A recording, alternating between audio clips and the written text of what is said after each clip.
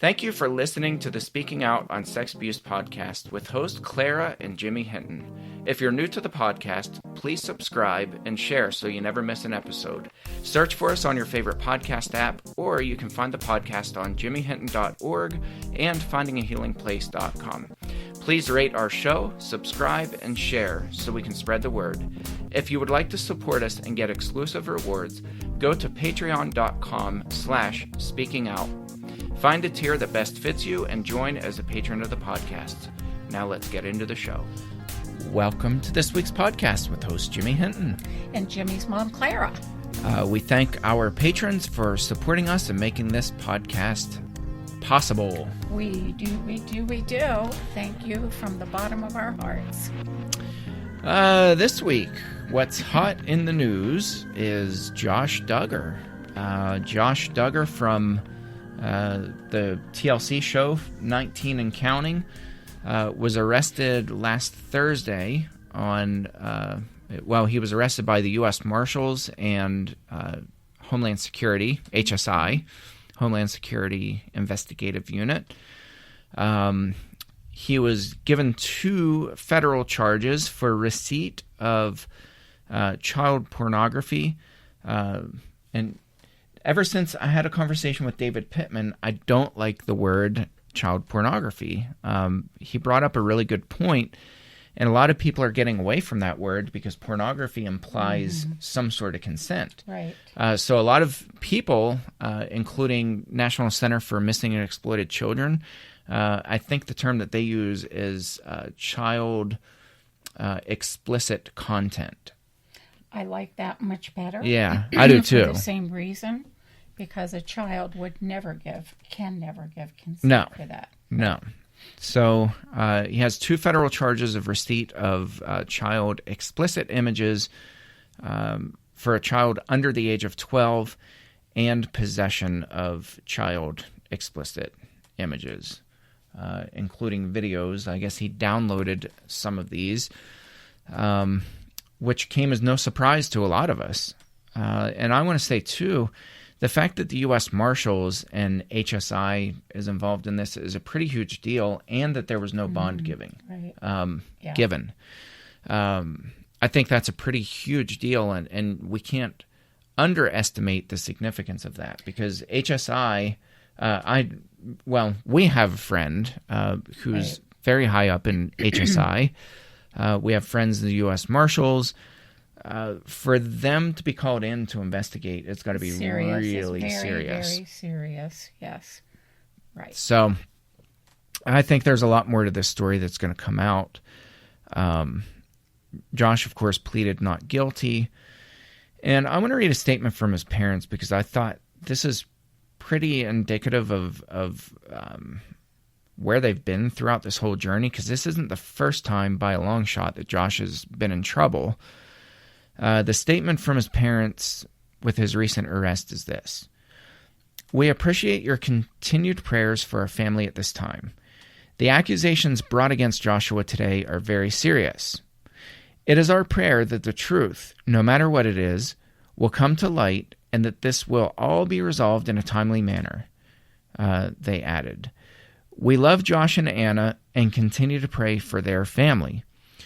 What's striking to me is that there's no mention of victims. There's no mention of praying for victims, because child explicit images and videos is not a victimless crime. These are real children that are really being raped on video. Right. It breaks my heart to know of this, because Josh and his family were so well loved and well respected by millions of people. And what this does to a community of people who love them is really hard. It's hard. And when parents make a statement such as this, they're pretty much asking and appreciating prayers for them, for the pain that they are going through, because it's a very public pain. Yeah. And it's embarrassing. It's sad. It's, of course, will cost them money, all of everything. and reputation, and the whole all that thing that's involved with that. Mm-hmm. But you're right, Jimmy. There is no asking, pleading, or petitioning prayers for the children that were involved.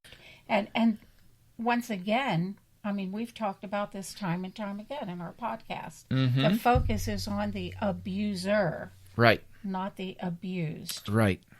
And this is a theme throughout, not just the Duggar family, but this is consistently in religious communities where forgiveness is the central theme. Mm-hmm. And so the Duggars came out back in 2015 when Josh was caught on Ashley Madison, which is a site for finding people to cheat on your spouse with. It was all about forgiveness. We need to, as Christians, we need to exercise forgiveness.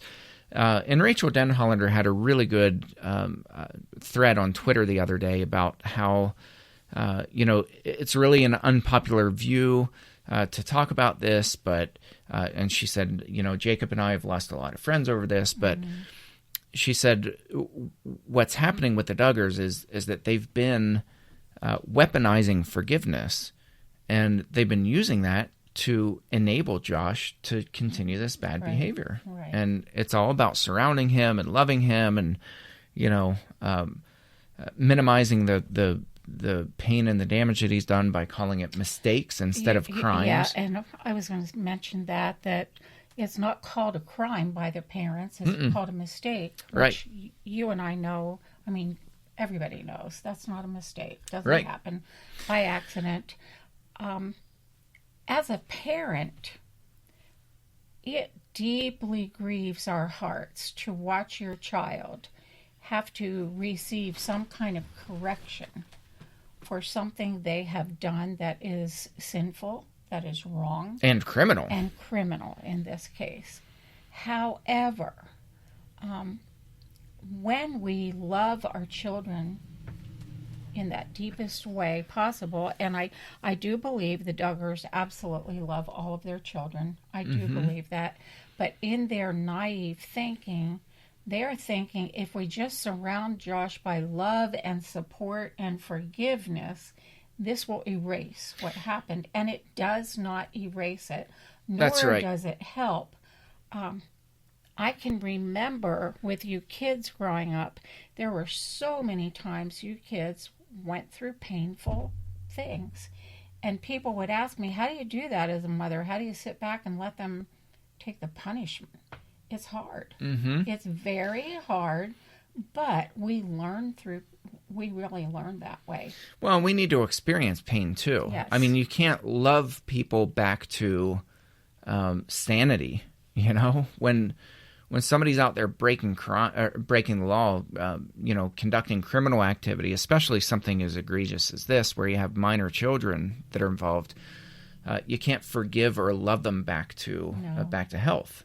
They need to suffer the consequences, and I don't think Josh has ever done that. I don't think anybody's ever felt the pain of what he's doing. Yeah, they've never allowed him to experience the full swift punishment of the justice system. I think he's going to get it now. He's looking at 20 years per charge. There are 2 charges. So he's potentially looking at a 40-year prison sentence. Right. That's a huge deal. It's very huge. It's very huge. It's sad, but as we'll discuss as we dig deeper into this, it possibly could have been diverted. Yeah. Well, and I want to point out viewing child images online because that's not a victimless crime, and it's not accidental, as you mentioned before. It's not accidental. No. So I think what a lot of people think is, somebody has a pornography addiction, which is what Josh claimed back in 2015 when he was caught on Ashley Madison. I remember he claimed that he had a porn addiction, which you hear abusers say that a lot. Think about Tiger Woods and people like that. They say they have this sex addiction and they're going to go to therapy for their sex addiction. Josh claims that he has a pornography addiction. So what I experience a lot in the church is when people are charged on child explicit images, but they don't have a hands-on victim that people know about, they say, well, it's just I know. pornography. Yes. Well, it's not. No, it's not just. In fact, on my shelf here, there's a book. I think this is the book. Yeah. So it's an old book by Philip Jenkins, who is a professor at Penn State University and State College, just north of us. But it's called Beyond Tolerance: Child Pornography on the Internet. Now, this was in 2001 when the internet wasn't like it is now. No, certainly not like it is now. No. But this book is excellent, and he shows how intentional and how persistent people are for uploading and downloading, and trading these images. And he talks about these images and these videos. He said there's no mistake that these are children being brutally abused by adults. He said in these images and videos, he describes it, and of course he didn't view it, so he had to dig into records and different places. Mm-hmm. So what he would do is he would put all kinds of filters on his computer, and he would enter chat rooms, but he would put filters on so that he could never come across an image or a video. Okay. But he talked about how, in looking at reports, police reports and things like that, these images are so gruesome, and you can see it on the children's faces. And, trigger warning here, because, this is super heavy stuff. But make no mistake, people like Josh Duggar are not browsing through pornography on a porn site, and then they get into somewhere, maybe somebody uploaded something to Pornhub that is questionable, and it could be somebody younger than 18. That's not what this is. This is not an oopsie accident. And Josh's charges are for children under the age of 12. Right. So these are prepubescent makes me sick. children. Really, yes. And these are not just pictures of kids bathing in a bathtub, if you know what I mean. These are gruesome images. And Philip Jenkins talks about how they trade them like they're baseball cards. If I recall correctly, some of your father's charges were similar.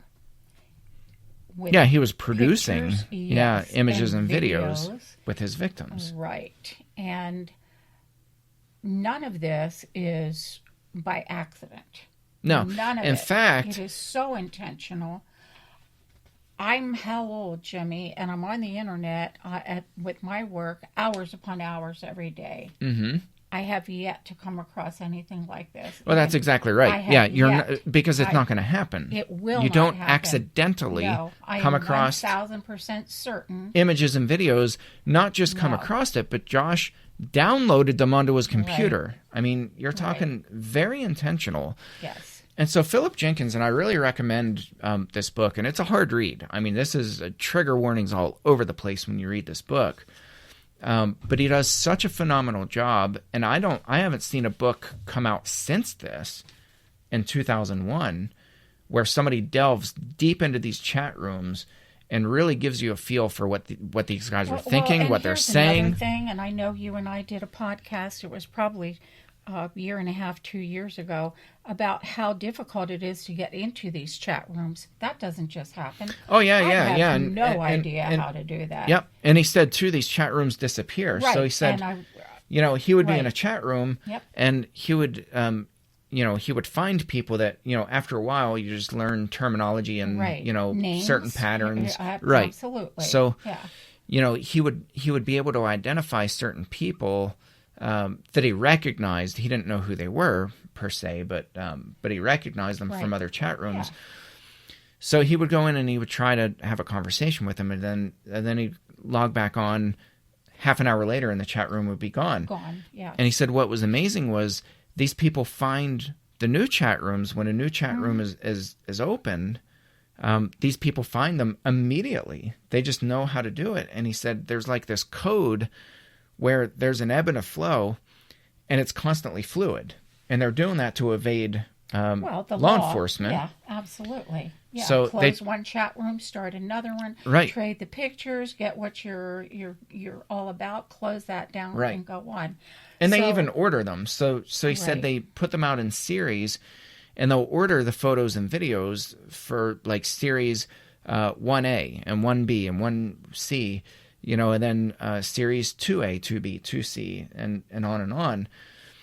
And the idea is you kind of hook people, and you give them so much, and then you'll only release the latter part of that series once they give the latter part of their series. So it's this big trading business is what it is. And these are real images of real children who are really being abused. So this is anything but accidental. So I think people need to scrub this from their mind that people like Josh just stumbled upon this because he was browsing a pornography website. He's really website. a nice young man who was trying, but he got sucked in somehow, and this just suddenly happened. Right. It didn't just suddenly happen. For mom and dad to say, we really appreciate your prayers for our family at this time. Specifically for Josh. Specifically for Josh is evading what Josh has done. Period. Yeah. It is. So I'll give a little bit of Josh's past because, Rachel Denhollander, again, in that Twitter feed, in that Twitter post, it was really good because she talked about the importance of patterns. And she's like, this isn't bringing up Josh's past and digging in the trash, so to speak, and ruining his reputation. As was indicated in some of the articles that I read. And she said, in fact, quite the opposite happened, where you had law enforcement trying to bury this information to protect Josh. Right. So in 2015, Josh was outed for visiting Ashley Madison, which is that site for spouses to cheat. He admitted that he had multiple affairs on his wife. It was also uncovered that Josh began molesting children at the age of 14. There's a 2007 police report, which is heavily redacted, that lists forcible fondling for 5 victims of Josh's between 2002 and 2003. We found out later on that this was 4 of his sisters, and a family babysitter. In that report, though Josh's name is redacted, they confirmed that it was Josh, but he fondled the breast and genitalia while his victims slept. No charges were ever filed. In fact, Rachel talked about that in the post too. The state police, where they decided not to press any charges, that one trooper was actually caught for child sexually explicit images. Does not surprise me. So, they protect their own. Yes, does not shock me. So then, to make it worse, a judge ordered the original report to be expunged and destroyed. The parents, Jim, Bob, and Michelle, arranged for counseling at a conservative Christian counseling center. There's an interview of them that I think Megan Kelly was the one who did that. At least she did it with the daughters, but I think she did it with the parents too. But they talked about it, and they said, Josh came to us, and they made it look like Josh was, he had this heavy burden on his heart. Yes. They said, we would have never known except that Josh came to us when he was barely 14, and he disclosed that he had done some really stupid mistakes. He made some really stupid mistakes. So they minimize it. No, so they minimize it in their language. Yes. And then they go on to say that we put him in counseling, so we knew that he couldn't be around children because he was molesting his own sisters. So we put him in this Christian counseling center. We sent him away to get help. And then when they came back, I just watched this video this morning, Jim Bob said, we felt that the last step that we needed to take was to take him to the police station. That should have been the first step. Yeah. Now, I'm not heavily criticizing the parents at this point because there are not a lot of resources for parents to know how to handle these kinds of situations. And However, Jimmy, These are criminal acts that Right. we're talking about.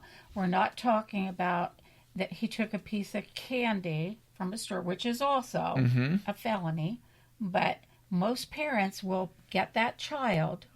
Most parents do this and cart them right back to the store and make the child walk up to the manager and say, "I took this. I am so sorry," and Right. give it back. So parents know, we know, you know, I know, parents know that this is wrong, and it Right. needs a lot of discussion and a lot of redirection. Well, sure. and yeah, kids shouldn't go to Christian counseling centers for criminal child sexual abuse. Right. That's not That's where I have within the scope yeah. of Christian Right. counselors. Right. And that's one of the problems. I mean, the Duggars grew up in this culture that's incredibly toxic. It's so for those of you who don't know, they're part of this quiverful movement, which is based on Psalm 127, that says having children is like having a quiver full of arrows, and it's a blessing to have your quiver full. I'm smiling because I was told many times that I have my quiver full. Yeah. Which, yes, So the idea is to have as many kids as possible, and your job is to reproduce. So it's a really twisted teaching. But then they were really good friends with Bill Goddard, and Bill Goddard is a cult leader. Him and the Duggars were really good friends. Bill Goddard had multiple charges. In fact, he was sued back in, I think, 2016. He has multiple charges for sexual misconduct. His victims eventually dropped the lawsuits, and I think because of statute of limitations. But this guy was huge on not sparing the rod. So he taught parents to beat the living tar out of their kids. I'm not talking just spanking. I'm talking brutal physical discipline. Abuse. That's abuse also, another type of horrible abuse. Right. So Bill Goddard, had some really twisted views on sexuality and, on and on and on. So the Duggars also were part of this courtship teaching that's part of the purity culture, where you don't show any physical affection, no holding hands, no kissing. Right. Josh talks about that, how he and Anna didn't kiss until their Well, wedding night. I watched the whole unfolding of the engagement and the marriage preparation for the marriage. I was just so drawn to them because they make on TV everything look so beautiful. Oh, it looks pure. glamorous and They're all pure and one big huge happy family and everybody loving on everybody, and there are no upsets whatsoever. But anyway, and that family is really fractured right now. Very much. And it's just sad to see. It is. It's very sad. So they're good buddies with Mike Huckabee.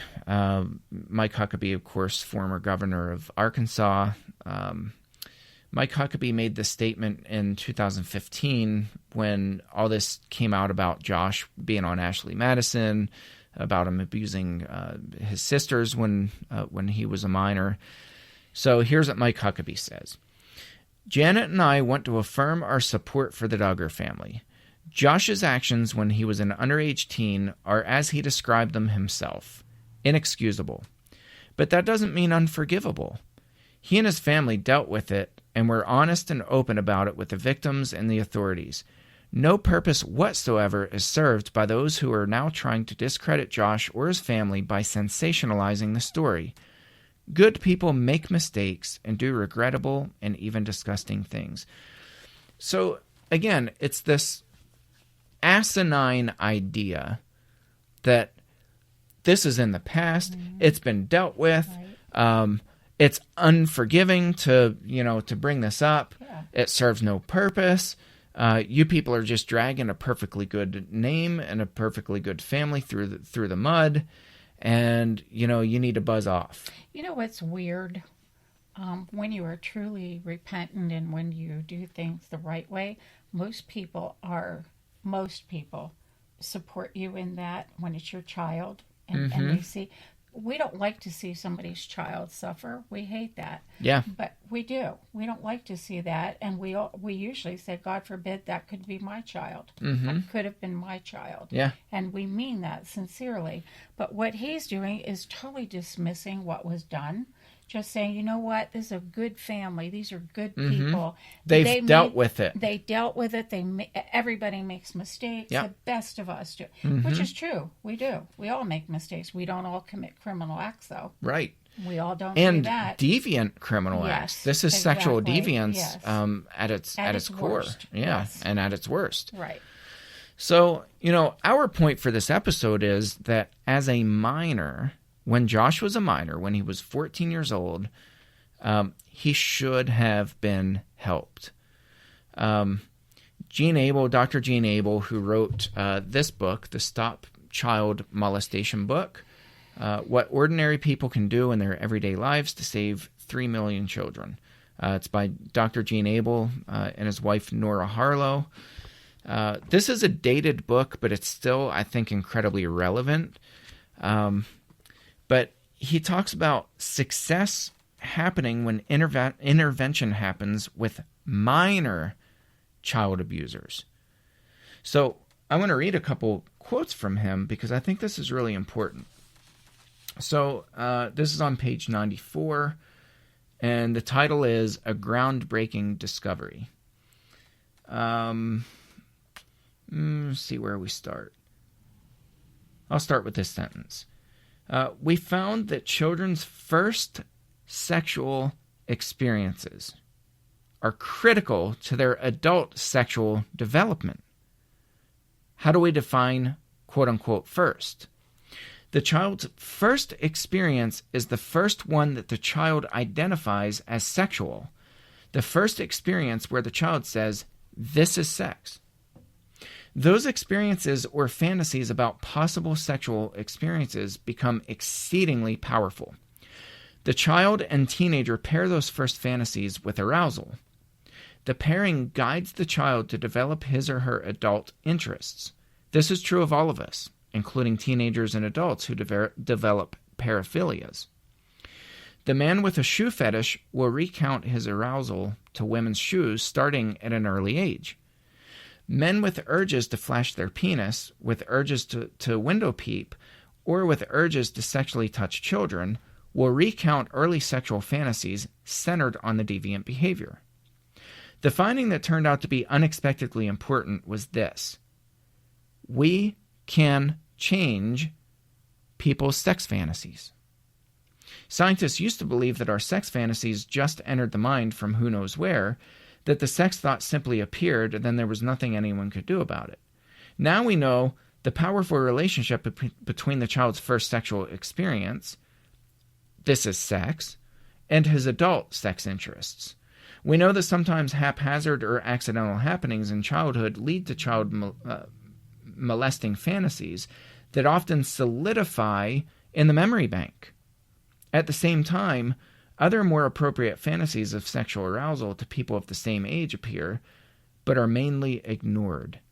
So this is really critical because what he's saying is when we intervene, when parents, well, first of all, he says the single most important thing that parents can do with their kids is to talk about sexual fantasies and sexual paraphilias and to let them know, one, that it's not okay to have sexual fantasies and to act out for children that are younger than you.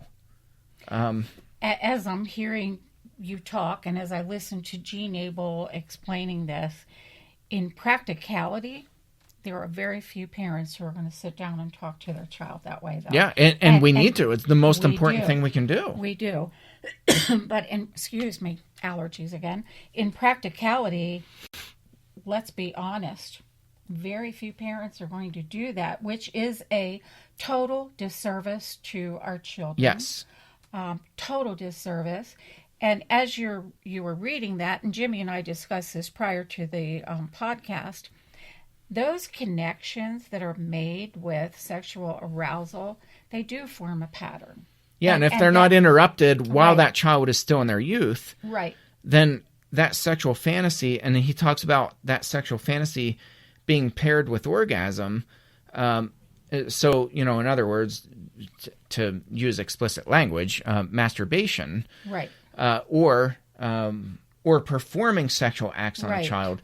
When those fantasies are paired with orgasm, he said it's this incredible reinforcement of those fantasies, and that becomes solidified in that child's mind. If we don't interrupt that pattern while they're still minors, there's incredible hope while they're still minors to reshift those fantasies into normal sexual patterns and to diminish the paraphilias. But if we don't interrupt that pattern while they're minors, once they get to adulthood, he and every other professional researcher and advocate, we all say the same thing. Mm-hmm. There is virtually no hope. No turning back. For adults who are sexually abusing children because they're locked into those patterns. Yeah. They're locked into those fantasies. They cannot, will not, and choose to not stop. What I'm hearing in this case is if Josh's misbehavior, misconduct, criminal conduct had been addressed correctly when he was 14, his fantasies about children potentially could have been stopped, thereby diminishing or stopping altogether what happened in 2015, 2017, and now 2021. Right. It has progressively gotten worse with him. Which is always the case. Yeah, which is always the case. And we can see that progression. The more involved he is, the deeper into it he gets, to where now he will serve possibly a prison sentence of up to 40 years in prison, which prison isn't where he's going to get rehabilitated. No. So he'll get smarter in prison. He won't get rehabilitated. Right. No. It's all heartbreaking, Jimmy. It's this perpetual cycle. And Gene Abel, he laments that 1 out of 20 adult males will be sexual predators of children. 1 out of 20. That's an unacceptable number. That's a frightening number, given the amount of victims that adult child sexual abusers have. Given the number of victims that they have, the fact that 1 out of 20 children will grow up, male children, 1 out of 20, and it's about 1 in 3,000 females. 1 in 20 adult males. If you survey, look around a room. Go to any place where it's packed full of adults. I often do that. 1 out of 20 of those adult males is a child sexual predator. And I often think of how many have been abused as a child that are in that group. And then you think, excuse me, of the compounding issues of pain and grief and sorrow and addiction and eating disorders, on and on and on, depression. Is it any wonder that we see so much around us and so much brokenness, so much sin, so much deviant behavior? It's not been stopped when it should have been stopped. It's not been addressed when it should have been addressed. Why? Basically because it's uncomfortable to talk about. Or we don't know what to do as parents. And I think, this is something that, we're telling you now what the answer is. The answer is talk to your children.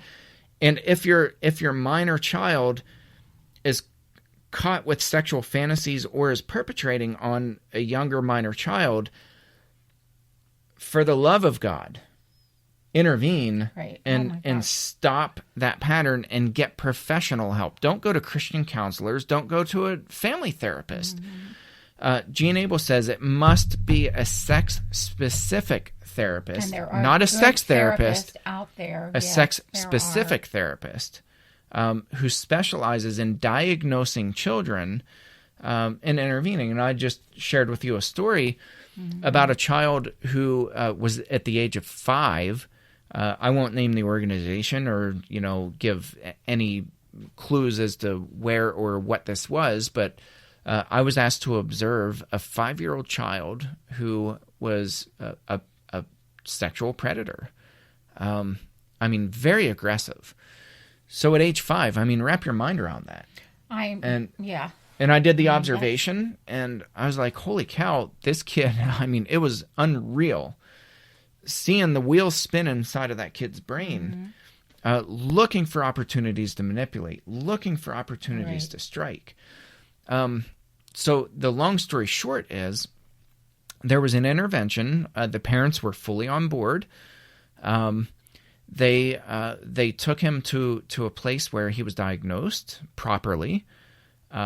They did a radical intervention. No, back up just a second. Maybe explain to people what this child was doing. Yeah, he was shoving his hand down kids' pants. Okay. He was flashing his penis in front of other kids. He would corner little kids.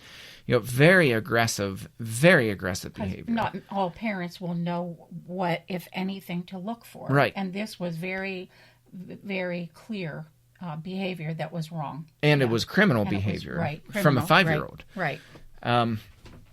So, all the proper organizations and,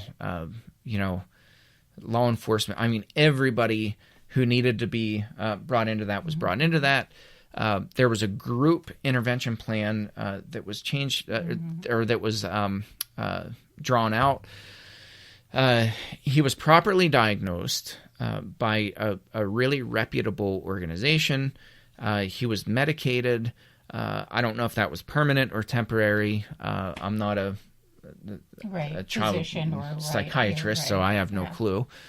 But what's amazing is the person who had called me to observe said that when there was an intervention, that behavior stopped immediately. The predatory behavior, the manipulation, the exposing himself, the looking for opportunities to exploit other children, all of that radically stopped. That just blows me away. And what I said to Jimmy is it would be really important to follow the case history of this child into much adulthood. As possible into adulthood and see how much this early intervention really impacted the change in his life, because he obviously was headed for a life that of criminality. Criminal patterns. Yeah. Yes. So, the point is Josh was sent instead to a Christian counseling facility. He was surrounded by his family, and forgiveness was placed above repentance. Forgiveness is this theme that's always first. We got to forgive and love. Right. And, as Mike Huckabee says, get off his back, man. Let me reread this. He and his family dealt with it and were honest and open about it with the victims and authorities. No purpose whatsoever is served by those who are now trying to discredit Josh or his family by sensationalizing the story. Good people make mistakes and do regrettable and even disgusting things. Period. That's insanity. Yeah. What's interesting is nobody was rehashing his past. It had quieted down, really. And been covered up. Everything was buried, yes, right. What I was going to say. Josh himself made these moves, these decisions. Josh himself did these criminal actions. Nobody was bending his arms backwards, saying you have to do it, or beating him into doing it. He did it, and knowing in today's age, Jimmy, I find it really hard, even for parents, for those of us, who might say, well, didn't quite know what to do. There's so much information available now that we don't have very many excuses. And if we do, they're pretty flimsy. And for Josh, I know this wasn't a little regrettable mistake. This was very thought out, very well-intentioned criminal actions on his part. And he was... those sexual fantasies were solidified because he had protection. People like Mike Huckabee, like his parents, like I'm sure his church community. It's that mentality where we're going to protect the abuser. Right. We're going to pray for him. Look at what all he's going through. After all, he confessed to it. Right. He's the one who came on his own free will to confess. What is a shame is there had to be feelings of guilt in him at that point, And that's when, if you nip, I'm sure there was a if you 14-year-old. nip that and get proper help, I believe true repentance can happen. But as time rolls on and you're told, you know what, you just made a bad mistake. Good people make bad mistakes all the time. Jimmy or Josh or David or Karen, whoever. You're no different than anybody. You made a bad mistake. Let's, ask God to forgive you and we'll move on. It's not that simple. Well, I think the sad thing about this, you bring up a good point. I think the very sad tragedy about this is that by Josh coming to his parents when he was 14 years old and telling them, I walked in and I molested my sisters. Right. He was crying out for help. That took guts and courage on his part. And they should have gotten him the proper help. That took a lot of guts on his part to do that. I can't imagine the burden that he was feeling to do that, because not all abusers will admit. And as we're saying, see now, he's pleading not guilty. Well, not only that, but look at him now. I mean, he's 33 years old. Right. Look at his mugshot. It's a shame. Did you see his mugshot? I did, yes. He's smiling. I know. It reminded me He pleaded of not someone. guilty. I know, right? Yeah, right. So this is what this produces, guys. His life as an abuser was marked out for him when his family failed to get him proper help. This isn't necessarily to criticize his family, because, I think they did everything they thought they knew to do right at the time. But it's to say, guys, we got to do better. If you have children who are exhibiting predatory behavior towards other children, don't turn a blind eye to that. It's got to be addressed. Don't send them to a Christian counselor. Right. Don't say, well, we all make stupid mistakes. Let me interject something, too. Jimmy is not bashing Christian counselors. They have a place in family counseling or family therapy or whatever, but this isn't their specialty. Specialized therapy. Yeah, you need a specialized, and that's what Jean Abel says. It needs to be a sex-specific counselor, who specifically specializes in dealing with children. Absolutely, yes. So, Josh should have been charged as a minor, and shame on the state trooper who didn't press charges. And we know why. And I'm not saying that to be mean and to say that, he should have done his time. The reason is, and a lot of people don't know this, is that sometimes the only way that you can get proper help through the state for a juvenile is if there are charges pressed, and then they enter into the court system, and then that opens up all kinds of doors for different organizations where they can get the help that they need. Absolutely. I've seen that happen. Yeah. Oftentimes, parents are left, if there are no charges that are filed against a juvenile, parents are left high and dry. They really are. Yeah. Those doors close really quickly because they now don't have access to those same organizations unless charges are filed against that juvenile. So it's really important for the parents to really push for charges to be pressed. And keep in mind, the child's a juvenile, so those records are going to be sealed, which, I think is both definitely has good and bad in that. With that, but it's always in hopes that when that child becomes an adult, the activity, the criminal activity in this case, has been addressed and cleaned up and changed. Yeah. But really, it's an act of mercy when you press charges, because you're getting the child the help that they need. Right. Josh should have been charged as a minor. There's so much help that's out there. He was failed by his parents, by the police officers, and certainly by the judge who ordered his records to be expunged. There was help out there, and unfortunately, now we look people at covered how for many him. more broken children, how many more abused children, how many. Look at Josh's family, his wife, his family, his parents, all will suffer along with him. Yep. And there he is with his mugshot with a smile, not recognizing the depth of pain that his criminal actions have caused. Yeah. Yes.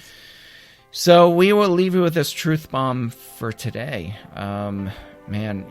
If you have a child who you even think there's a possibility that they could have sexual fantasies, get them help. even if you don't think that your child could have sexual fantasies of younger children, talk to them about it. Talk to them about it. It's the single most important thing that you can do. There is help that's out there. We thank you for tuning into this episode, and we'll catch you next round. Thanks again for listening to today's episode. Thank you to our patrons who make the podcast possible.